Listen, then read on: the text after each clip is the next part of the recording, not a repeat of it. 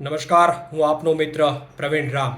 આજરોજ અત્યારની જે આ મોજૂદા ભાજપ સરકાર છે એમના દ્વારા કોળી સમાજ ઉપર થયેલા અત્યાચારો બાબતે હું થોડી ચર્ચા કરવા માગું છું.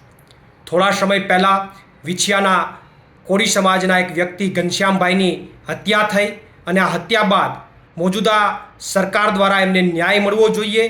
ન્યાય મળવાની જગ્યાએ મોજૂદા સરકાર અને ત્યાંના પોલીસ તંત્ર દ્વારા કોળી સમાજના અનેક યુવાનો અને મહિલાઓ ઉપર ખોટા કેસો કરવામાં આવ્યા અને એમને કોર્ટના ધક્કા ખાવા પડે એ બાબતમાં મજબૂર કરવામાં આવ્યા. ત્યારે આ બાબતે કોળી સમાજને ન્યાય મળે માટે કોળી સમાજના આગેવાનો અને અન્ય સમાજના આગેવાનોએ પણ અવાજ ઉઠાવ્યા. અમારા આગેવાન ભાઈ શ્રી રાજુભાઈ સોલંકી, ભાઈ ઉમેશભાઈ મકવાણા, ભાઈ રાજુભાઈ કરપડા, ભાઈ શ્રી ગોપાલભાઈ ઇટાલિયાએ પણ આ મુદ્દે અવાજ ઉઠાવ્યો. અને મને સમાચાર મળ્યા છે કે આજરોજ વિછિયા ખાતે કોળી સમાજ દ્વારા એક મોટું મહાસંમેલનનું આયોજન થયું છે. ત્યારે હું વ્યક્તિગત રીતે કોળી સમાજના મહાસંમેલનને સમર્થન આપું છું અને સાથે સાથે કોળી સમાજની આ હકની લડાઈમાં, કોળી સમાજની આ ન્યાયની લડાઈમાં હું વ્યક્તિગત રીતે કોળી સમાજને સમર્થન આપું છું.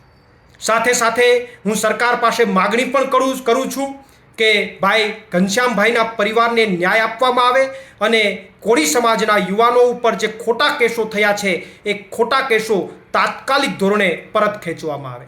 આભાર.